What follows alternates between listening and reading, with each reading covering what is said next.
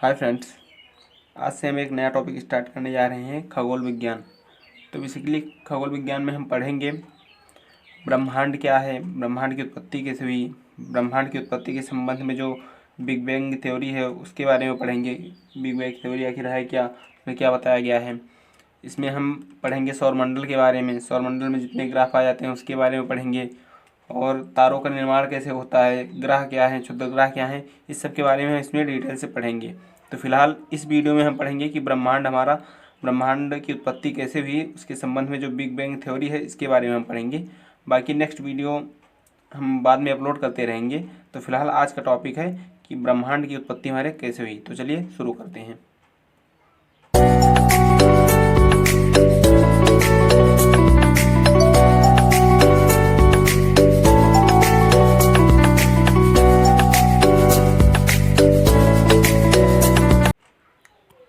तो ब्रह्मांड की उत्पत्ति समझने से पहले देख लेते हैं ब्रह्मांड है क्या। अस्तित्वमान द्रव्य एवं ऊर्जा के सम्मिलित रूप को ब्रह्मांड कहते हैं। दूसरे शब्दों में सूक्ष्मतम अणुओं से लेकर महाकाय आकाशगंगाओं, जिन्हें हम गैलेक्सी बोलते हैं, महाकाय आकाशगंगाओं तक के सम्मिलित स्वरूप को ब्रह्मांड कहते हैं। मतलब एक छोटे से अणु से लेकर विशाल आकाशगंगा तक के सम्मिलित रूप को हम क्या कहते हैं, ब्रह्मांड कहते हैं। अब देखते हैं ब्रह्मांड की उत्पत्ति आखिर कैसे हुई। तो ब्रह्मांड की उत्पत्ति के संबंध में अनेक वैज्ञानिकों के अपने अलग अलग मत हैं। मतलब क्यों है, ऐसा इसलिए है क्योंकि जब ब्रह्मांड बन रहा था तो उस समय कोई खड़ा होकर देख तो रहा नहीं था कि हाँ ब्रह्मांड इस प्रकार बन रहा है। तो लोगों की अपनी अलग अलग थ्योरीज हैं, लोगों ने अपने रिसर्च किए, अपने रिसर्च के आधार पर अपने सिद्धांत प्रस्तुत किए। तो मतलब लोगों ने रिसर्च किया और निष्कर्ष निकाला। तो हम ये नहीं कह सकते कि इनका ये गलत है, इनका सिद्धांत गलत है, इनका सिद्धांत सही है। हम ये तो नहीं कह सकते क्योंकि उस समय हम देख तो रहे नहीं थे कि हाँ ये ब्रह्मांड ऐसे बन रहा है, ब्रह्मांड की उत्पत्ति ऐसे हो रही है। लेकिन इन सब में जो सर्वाधिक मतलब मान्य मत है वह है महाविस्फोट सिद्धांत, जिसे हम लोग बोलते हैं बिग बैंग थ्योरी, जो जिसके प्रतिपादक कौन थे, जॉर्ज लेमेत्रे। तो इसमें हमें यही पढ़ना है, जॉर्ज लेमेत्रे की बिग बैंग थ्योरी। इस वीडियो में हम इसी पे डिस्कस करेंगे। और दूसरा जो सिद्धांत है हमारा वह है सतत सृष्टि सिद्धांत, जिसके प्रतिपादक थे थॉमस गोल्ड और हरमन बॉडी। तीसरा जो है हमारा वो है दोलन सिद्धांत, जिसके प्रतिपादक थे डॉक्टर एलन संडेज। नेक्स्ट है हमारा स्फीति सिद्धांत, जिसके प्रतिपादक थे एलन गुथ। तो इसमें से सर्वाधिक जो मान्य मत है वह है महाविस्फोट सिद्धांत यानी बिग बैंग थ्योरी, जिसके प्रतिपादक थे जॉर्ज लेमेत्रे। तो इस वीडियो में हम इसी पर डिस्कस करेंगे। तो चलिए देखते हैं बिग बैंग थ्योरी। महाविस्फोट सिद्धांत यानी कि बिग बैंग थ्योरी। तो देखते हैं ये बिग बैंग थ्योरी आखिर थी क्या। तो इसका प्रतिपादन बेल्जियम ऑस्ट्रेलिया के खगोलज्ञ एवं पादरी एफ जॉर्ज लेमेत्रे ने किया था, और बाद में रॉबर्ट बेगुनर ने इस सिद्धांत की व्याख्या की। ये दोनों आपको याद रखना है कि इसका प्रतिपादन किसने किया था, एफ जॉर्ज लेमेत्रे ने, और इसकी व्याख्या बाद में किसने की, रॉबर्ट बेगुनर ने। हो सकता है पूछ ले कि जॉर्ज लेमेत्रे की जो बिग बैंग थ्योरी थी इसकी व्याख्या बाद में किसने की। तो ये कौन थे, ये जो एब जॉर्ज लेमेत्रे थे, इनकी जो थ्योरी थी बिग बैंग थ्योरी, इसकी व्याख्या किसने की बाद में, रॉबर्ट बेगुनर ने। नोट में देख लेते हैं क्या है। हब्बल नामक वैज्ञानिक ने हब्बल टेलीस्कोप के द्वारा पता लगाया कि आकाशगंगाएं एक दूसरे से दूर हो रही हैं। मतलब क्या हुआ, एक हब्बल नामक वैज्ञानिक थे, उन्होंने अपने टेलीस्कोप हब्बल द्वारा पता लगाया कि हाँ क्या हुआ, आकाशगंगाएं एक दूसरे से दूर होते जा रही हैं। आकाशगंगाएं क्या हैं अभी हम आपको बताते हैं आगे कि इनका निर्माण कैसे होता है। तो फिलहाल हम देखते हैं महाविस्फोट सिद्धांत जो हुआ यानी बिग बैंग जो थ्योरी हुई, इसके हिसाब से इसके अनुसार क्या क्या चीज़ें हुई, तो इसे आइए हम देख लेते हैं। तो पहला पॉइंट है हमारा, आज से 13 अरब वर्ष पूर्व, यानी आज से लगभग 13.7 अरब यानी लगभग 14 अरब वर्ष पूर्व संपूर्ण ब्रह्मांड क्या था, एक परमाणुविक इकाई यानी मटर के दाने के रूप में समाया हुआ था। मटर के दाने में समाया हुआ था एक संपूर्ण ब्रह्मांड, जिसे लेमेत्रे ने क्या नाम दिया, विलक्षणता बिंदु नाम दिया। और यहीं से समय का प्रारंभ होता है, इससे पूर्व कुछ भी नहीं था। मतलब ऐसा माना जाता है कि ये जो विलक्षणता बिंदु था यहीं से समय का प्रारंभ होता है, इससे पहले ना कोई समय था ना कोई स्थान था, ऐसा माना जाता है। तो अभी तो हम आपको वैसे समझाने की कोशिश कर रहे हैं थ्योरी के माध्यम से, लेकिन अभी आपको हम एक फिगर के माध्यम से समझाने की कोशिश करेंगे, तब आपको अच्छे से ज़्यादा समझ में आएगा। तो चलिए फिलहाल हम थ्योरी पहले देख लेते हैं। तो ये जो विलक्षणता बिंदु था क्या हुआ, इस बिंदु में फैलाव हुआ, इस बिंदु में फैलाव हुआ और कुछ नैनो सेकंड में ही यह बिंदु क्या हुआ, वॉलीबॉल के आकार का हो गया। आप कल्पना कीजिए, अपने मन में सोचिए, आप फिगर बनाते हैं अपने मन में। चलिए तीसरा पॉइंट है हमारा, कुछ ही देर में यह बड़ा होकर एक आग का गोला बन जाता है। क्या हुआ, यह बड़ा होकर आग का गोला बन जाता है। जो हमारा वॉलीबॉल के आकार का हुआ था वह और बड़ा हो जाता है और क्या होता है, एक आग का गोला बन जाता है। और यह जो क्रियाविधि हुई, इतनी क्रियाविधि हुई, पहले मटर के दाने के जैसे था, फिर कुछ नैनो सेकंड में यह वॉलीबॉल के आकार का हो गया और फिर बाद में एक आग का गोला बन जाता है। ये इतनी क्रियाविधि क्या हुई, 1 सेकंड के अंदर हुई, मतलब 1 भी सेकंड नहीं लगा इतनी क्रियाएं होने में। ये 1 सेकंड के अंदर की पूरी क्रियाविधि है। नेक्स्ट बात करते हैं, इस गोले का विस्फोट हुआ और इससे अनेक गैलेक्सीज का निर्माण हुआ। क्या हुआ, इस गोले का विस्फोट हुआ और उससे अनेक गैलेक्सीज का निर्माण हुआ। इसमें इतनी अधिक ऊर्जा निकली, मतलब इस विस्फोट से इतनी अधिक ऊर्जा निकली कि जो ब्रह्मांड हमारा है वो आज भी फैल रहा है। ऐसा माना जा रहा है कि ब्रह्मांड हमारा, ये क्योंकि जो हबल टेलीस्कोप से देखा गया था कि हाँ गैलेक्सी आपस में दूर हो रही हैं, तो क्या हो रहा है, ये आप मतलब अभी भी ब्रह्मांड हमारा फैल रहा है, ऐसा माना जाता है। पांचवा पॉइंट है हमारा, महाविस्फोट के मात्र 1.43 सेकंड बाद अंतरिक्ष की वर्तमान मान्यताएं अस्तित्व में आ चुकी थी।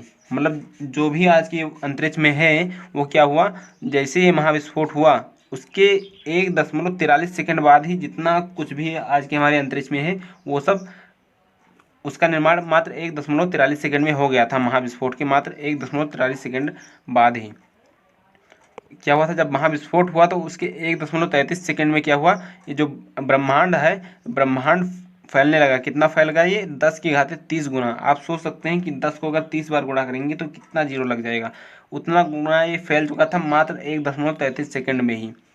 और इसी समय क्या हुआ, क्वार्क, लेप्टॉन और फोटॉन का, मतलब फोटॉन नामक क्या हुआ, गर्म द्रव बन चुका था। इसी 1.33 सेकंड के अंदर ही, महाविस्फोट के 1.33 सेकंड में क्या हुआ, ब्रह्मांड हमारा 10⁻30 गुना फैल गया और क्वार्क, लेप्टॉन और फोटॉन नामक गर्म द्रव बन चुका था। छठा पॉइंट देखते हैं, 1.4 सेकंड पर क्वार्क मिलकर मूल कण बनाने लगे। मूल कण क्या हो गए, इलेक्ट्रॉन प्रोटॉन, ये हमारे कौन से हैं, इलेक्ट्रॉन प्रोटॉन न्यूट्रॉन, ये हमारे हैं मूल कण। तो मात्र 1.4 सेकंड यानी लगभग 1.40 सेकंड में क्या हुआ, ये जो क्वार्क था, क्वार्क नामक जो गर्म द्रव्य था, इससे क्या हुआ, मूल कण बनने लगी। मूल कण कौन कौन से, इलेक्ट्रॉन प्रोटॉन न्यूट्रॉन, तो इनका निर्माण होने लगा और ब्रह्मांड क्या हुआ, कुछ ठंडा होने लगा। क्योंकि आपको पता है जब कोई चीज़ पहले छोटी थी वो बहुत अधिक गर्म थी। मान लो हम चाय का उदाहरण लेते हैं, एक हम गिलास, अगर छोटी सी गिलास में अगर हम चाय लेते हैं तो क्या होता है, वो काफ़ी गर्म होती है। लेकिन अभी अभी उसी चाय को हम अगर थाली में डाल दो, क्या होता है, वो आसानी से ठंडी हो जाती है। तो क्या हुआ, पहले एक क्या था, एक मटर के दाने में समाया हुआ था, फिर वॉलीबॉल बना, फिर आग का गोला बन गया। यानी जिससे जैसे जैसे इसका आकार बढ़ता गया या क्या हुआ, धीरे धीरे ठंडा होता गया। तो ब्रह्मांड क्या हुआ था, अब ठंडा हो चुका था। तो ये जो क्वार्क से हमारे ये जो मूल कण बने थे, क्वार्क नामक जो गर्म द्रव्य था उससे जो हमारे मूल कण बने थे, प्रोटॉन हो गया और न्यूट्रॉन हो गया, इलेक्ट्रॉन हो गया, इनसे जो हमारे मूल कण बने थे, यानी ये जो कण बने थे क्वार्क से, वो क्या हो गए, आपको पता होगा, अगर आप साइंस के स्टूडेंट हैं तो आपको पता होगा कि ये जो हमारे मूल कण होते हैं, प्रोटॉन, न्यूट्रॉन, इलेक्ट्रॉन, इनसे हमारे परमाणु बनते हैं, परमाणु से अणु बनते हैं, अणु से तत्व बनते हैं, तो और तत्वों से क्या होता है, यौगिक बनते हैं। तो ये चीज़ें आपको पता होंगी अगर आप एक साइंस के स्टूडेंट हैं। तो नहीं पता होती तो फिर भी आप ध्यान रखिए कि जो मूल कण होते हैं, मतलब किसी भी पदार्थ के जो मूल इकाई होती है क्या होते हैं, यही होते हैं हमारे प्रोटॉन, न्यूट्रॉन, इलेक्ट्रॉन, मतलब किसी भी पदार्थ के मूल कण यही होते हैं। तो क्या होता है, इन मूल कणों से क्या होता है, इन मूल कणों से परमाणु बनते हैं, परमाणु से अणु बनते हैं, अणुओं से तत्व बनते हैं, तत्व से यौगिक बनते हैं, कोई भी यौगिक बनता है। तो ये चीज़ें आपको याद रखनी है। तो ये जो क्वार्क से हमारा ये जो मूल कण बना था, प्रोटॉन, न्यूट्रॉन, इलेक्ट्रॉन, ये क्या हुआ, मिलकर परमाणु बनाने लगे और परमाणु क्या हुआ, परमाणु मिलकर अणु बनाने लगे, अणु तत्व बनाने लगे, यानी तत्व अर्थात हाइड्रोजन हो गया, हीलियम हो गया आदि का निर्माण होने लगा। और आपको पता होगा कि जो ये हाइड्रोजन होता है, ये जब सघन हो जाता है, इसके सघन बादल बन जाते हैं, तो इसी से क्या होता है, तारों का निर्माण होता है। इसे मैं आपको जब तारों का निर्माण बताऊंगा किस प्रकार होता है तो मैं आपको अच्छे से बताने की कोशिश करूंगा। तो क्या हुआ, ये जो तत्व बनने लगे, हाइड्रोजन हो गया, हीलियम हो गया आदि आदि का निर्माण होने लगा। तो ये जो हाइड्रोजन थी, इसका जब बादल सघन हो गया तो सघन होकर ये क्या करता है, तारों का निर्माण करता है। हाइड्रोजन जब सघन हो जाती है तो इसका बादल क्या करता है, तारों का निर्माण करता है। और हमें पता है कि ये जो तारे होते हैं, तारे मिलकर गैलेक्सी का निर्माण करते हैं, यानी आकाशगंगा बनाते हैं।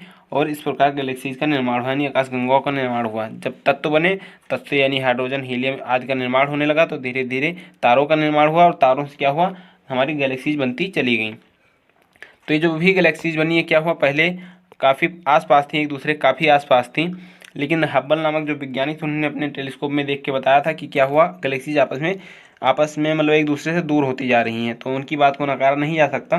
तो क्या हुआ, ये पहले पास पास थी, लेकिन ये बाद में क्या हुआ, एक दूसरे से दूर जाने लगी। ऐसा हब्बल नामक वैज्ञानिक ने बताया था टेलीस्कोप के जरिए।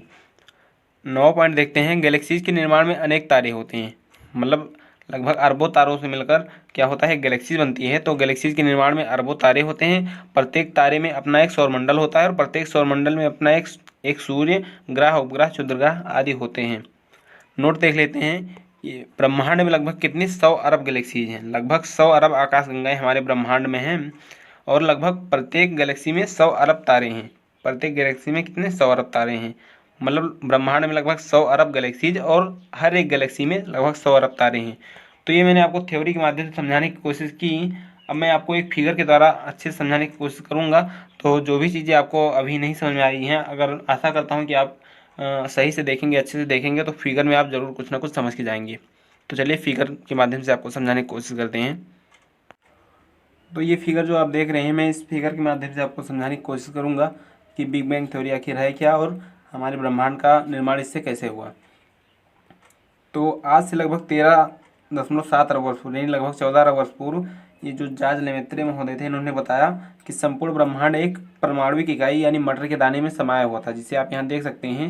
ये विलक्षणता बिंदु नाम दिया गया है। ये यहाँ आप देख सकते हैं, ये विलक्षणता बिंदु इन्होंने नाम दिया था इसका, क्या, विलक्षणता बिंदु।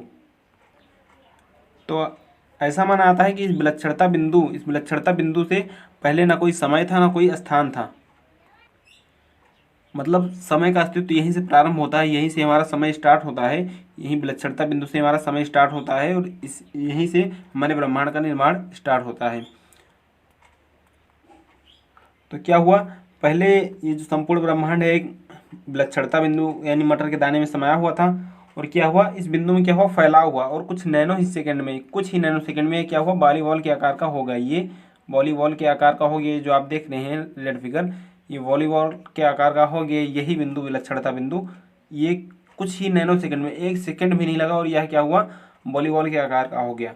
और उसके कुछ ही देर बाद क्या हुआ, ये जो वॉलीबॉल के आकार का हुआ था, यह क्या हुआ, ये हमारा आग का गोला बन गया, यानी फायर बॉल बन गया। और ये जो क्रियाएं हुई, ये क्या हुआ, मात्र 1 सेकंड के अंदर की ये सारी क्रियाएं हैं। क्या हुआ, मात्र 1 सेकंड के अंदर पहले विलक्षणता बिंदु, फिर उसके बाद में यही बिंदु क्या हुआ, वॉलीबॉल के आकार का हो गया और कुछ ही देर में ये वॉलीबॉल से क्या हुआ, आग का गोला बन गया। ये क्रियाएं जो तीनों क्रियाएं हुई, ये क्या हुई, 1 सेकंड के अंदर ही क्रियाएं हो गई। और इस गोले का क्या हुआ, विस्फोट हुआ। इस गोले का विस्फोट हुआ जिससे बहुत सारी गैलेक्सीज का निर्माण हुआ, बहुत सारी गैलेक्सीज बनी। और मतलब ये जब विस्फोट हुआ तो इसमें इतनी अधिक एनर्जी थी कि ये जो हमारी गैलेक्सीज हैं, जो हमारा ब्रह्मांड है, ये आज भी फैल रहा है, ऐसा माना जाता है। तो आगे देखते हैं क्या होता है। तो जब इस गोले में विस्फोट हुआ और विस्फोट होकर ये फैलने लगा, तो क्या हुआ, ये धीरे धीरे ठंडा होने लगा। मैंने आपको चाय वाला उदाहरण बताया था कि जैसे एक गिलास में अगर आप चाय लेते हैं तो क्या होता है, वो बहुत अधिक गर्म होती है क्योंकि वो छोटे से स्थान में होती है। और वही चाय अगर आप थाली में किसी पलट देते हैं तो क्या होता है, वो आसानी से ठंडी हो जाती है, क्योंकि वो फैल जाती है तो वो ठंडी हो जाती है। आप चाय वाला उदाहरण, कोई भी उदाहरण ले सकते हैं आप। अगर कोई चीज़ इकट्ठा रखी होती है तो क्या होता है, एक छोटे से स्थान में रखी होती है, वो ज़्यादा गर्म होती है, लेकिन अगर वही फैला दिया जाए तो क्या होता है, वो मतलब उसकी गर्मी कम हो जाती है, वो ठंडी हो जाती है। तो जब विस्फोट हुआ, पहले क्या हुआ, पहले ये किसी बिंदु में समाये हुए थे, पूरा ब्रह्मांड एक बिंदु में समाया हुआ था। उसके बाद ये थोड़ा और बड़ा हुआ, फिर उसके बाद थोड़ा और बड़ा हुआ। तो जैसे जैसे बड़ा होता गया वैसे वैसे ये इस मतलब ये जो गर्म था ये थोड़ा ठंडा होने लगा और ठंडा होने लगा। तो जब ठंडा होने लगा तो क्या हुआ, ठंडा होने से क्या हुआ, हमारे मोल कण बने, यानी क्वार्क, लेप्टॉन, फोटॉन। इसका जो गर्म द्रव था ये ठंडा होकर क्या बना, ये मोल कण बनाने लगे और मोल कण से हमारे क्या हुआ, परमाणु बनने लगे। और परमाणु से हमें पता है जब परमाणु बनते हैं तो परमाणु से मिलकर अणु बने, अणु से मिलकर तत्व बने। और जब परमाणु से मिलकर अणु और अणु से मिलकर तत्व बने तो इससे हमारे हाइड्रोजन, हीलियम इत्यादि का निर्माण हो गया। मतलब यहीं जब इसका विस्फोट हुआ, इस गोले का विस्फोट हुआ, तो इस गोले के विस्फोट से क्वार्क, लेप्टॉन, फोटॉन का जो गर्म द्रव्य था वह क्या हुआ, जब ठंडा होने लगा तो ठंडा होने से हमारे मोल कण बने, जिसे हम बोलते हैं इलेक्ट्रॉन, प्रोटॉन, न्यूट्रॉन, और उन्हीं से मिलकर क्या हुआ, हमारे परमाणु बना, परमाणु से मिलकर अणु बने, और अणु से मिलकर तत्व बनने लगे, जैसे हाइड्रोजन हो गया, हीलियम हो गया, ये इत्यादि कण इत्यादि, मतलब क्या हुआ, तत्व बनने लगे। तो ये जो हाइड्रोजन है हमारा, जब अधिक मात्रा में मतलब सघन हो गया, बहुत ज़्यादा सघन हो गया हाइड्रोजन, और हाइड्रोजन अधिक मात्रा में सघन होकर जब बादल बन गए, तो इन्हीं हाइड्रोजन के बादलों से क्या हुआ, हमारा तारे बनने लगे। तारे बनने लगे, इन्हीं इनसे मान लो टूट कर खूब अलग हुए थे, जो जितने भी पदार्थ अलग हुए थे, क्या हुआ, वो तारे बनने लगे, वो एक स्टार बनने लगे, तारे बनने लगे। तो जब तारे, और जब कई तारे बन गए, यानी लगभग 100 अरब तारे बन गए, तो 100 अरब तारे से क्या हुआ, हमारी एक गैलेक्सीज का निर्माण हुआ, एक गैलेक्सी का निर्माण हुआ, 100 अरब तारों से मिलकर एक गैलेक्सी का निर्माण हुआ।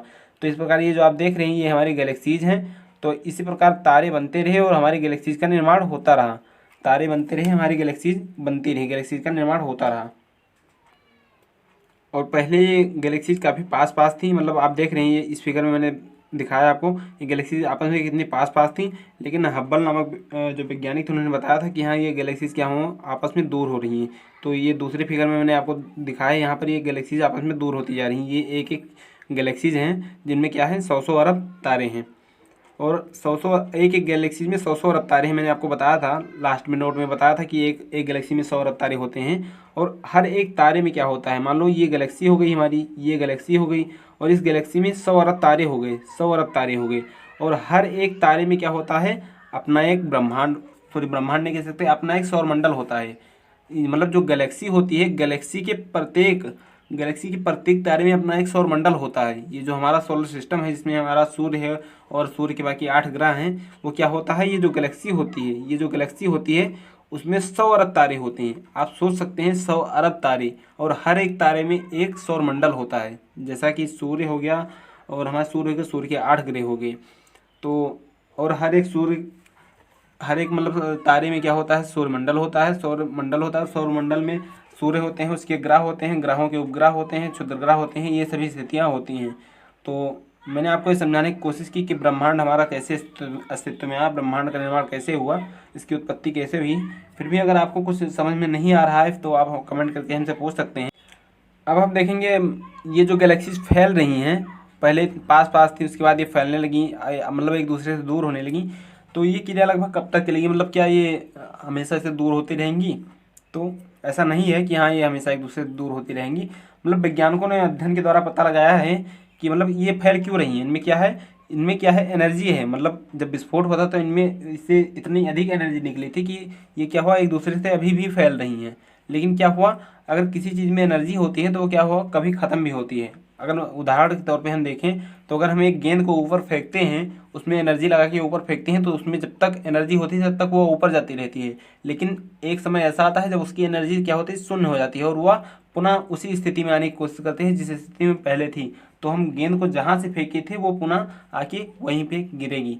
तो इससे मैं आपको ये समझाने की कोशिश कर रहा हूँ कि ये जो गैलेक्सीज आपस में फैल रही हैं, ये क्या हुआ, पुनः आकर इसी विलक्षणता बिंदु में समा जाएंगी। पुनः मतलब क्या हुआ, ये जो फैल रही है धीरे धीरे आके पुनः आपस में विलक्षणता बिंदु में समा जाएंगी। ठीक उसी प्रकार जिस प्रकार अगर हम किसी गेंद को ऊपर फेंकते हैं तो जब उसकी एनर्जी खत्म हो जाती है तो वो आकर पुनः जहाँ से फेंकते हैं वहीं आकर गिरती है। तो उसी प्रकार ठीक ये भी होगा, ये धीरे धीरे फैलते फैलते जब तक इनमें एनर्जी है तब तक ये एक दूसरे से दूर होती जा रही हैं। लेकिन एक समय ऐसा आएगा जब इनकी एनर्जी खत्म हो जाएगी तो ये पुनः आकर इसी विलक्षणता बिंदु में क्या होगा, विलीन हो जाएंगी, पुनः ये विलक्षणता बिंदु में समा जाएंगी। ऐसा मैं नहीं बोल रहा हूँ, ऐसा वैज्ञानिकों ने मतलब शोध के जरिए अपने पता लगाया कि हाँ आगे ऐसा हो सकता है। ये आज कोई मतलब अभी होने वाली क्रिया भी है नहीं, इन सब में बहुत टाइम लगता है, आज नहीं, लेकिन ये बहुत सालों पहले, बहुत साल बाद मतलब कभी ना कभी ऐसी क्रिया हो सकती है कि ये क्या हुआ, फैलते फैलते आपस में मतलब यह क्या होगा, पुनः आकर इसी विलक्षणता बिंदु में समा जाएंगी। और दूसरी चीज़ देखते हैं हम, इस सिद्धांत की जो कमियां थी वो कमियां क्या थी। तो जो जॉर्ज लेमेत्रे महोदय थे इन्होंने ये तो बता दिया कि ये विलक्षणता बिंदु था, पहले मटर के दाने में पूरा ब्रह्मांड समाया हुआ था। उसके बाद ये वॉलीबॉल के आकार का हो गया, फिर फायरबॉल बना और उसके उसमें विस्फोट हुआ, इससे हमारी गैलेक्सीज का निर्माण हुआ, ये तो उन्होंने बता दिया। लेकिन इन्होंने ये भी बताया कि जब विलक्षणता बिंदु से पहले ना कोई समय था और ना ही कोई स्थान था, तो आखिर ये विलक्षणता बिंदु कहाँ से आया। जब कोई समय ही नहीं था, कोई स्थान ही नहीं था, मतलब कुछ भी था ही नहीं, इस विलक्षणता बिंदु से पहले कुछ भी था ही नहीं, तो ये विलक्षणता बिंदु कहाँ से आ गया। तो इसकी व्याख्या करने में यह सिद्धांत मतलब असफल रहा है, मतलब यह व्याख्या नहीं स्पष्ट नहीं कर सका कि ये विलक्षणता बिंदु आखिर आया कहाँ से। अगर कोई क्रिया होती है तो प्रतिक्रिया भी होती है, ये चीज़ तो समझ में आता है, लेकिन जब कोई क्रिया ही नहीं हुई तो ये विलक्षणता बिंदु आखिर आया कहाँ से, इन सब चीज़ों को यह सिद्धांत स्पष्ट ना कर सका। तो ये सब चीज़ें इसमें इस सिद्धांत में कमियां थी जो कि स्पष्ट ना कर सकें कि हाँ ये ऐसा क्यों हुआ, मतलब विलक्षणता बिंदु क्यों आया, कहाँ से आया, कैसे आया, ये सब स्पष्ट नहीं कर सका यह सिद्धांत। तो आशा करता हूँ आपको ये समझ में आ गया होगा कि ब्रह्मांड की उत्पत्ति कैसे हुई, ये बिग बैंग थ्योरी जो है इसमें क्या था, कैसे था। आशा करता हूँ आपको अच्छे से समझ में आ गया होगा। फिर भी अगर आपको कुछ समझ में नहीं आता तो कमेंट करके आप हमसे पूछ सकते हैं। धन्यवाद।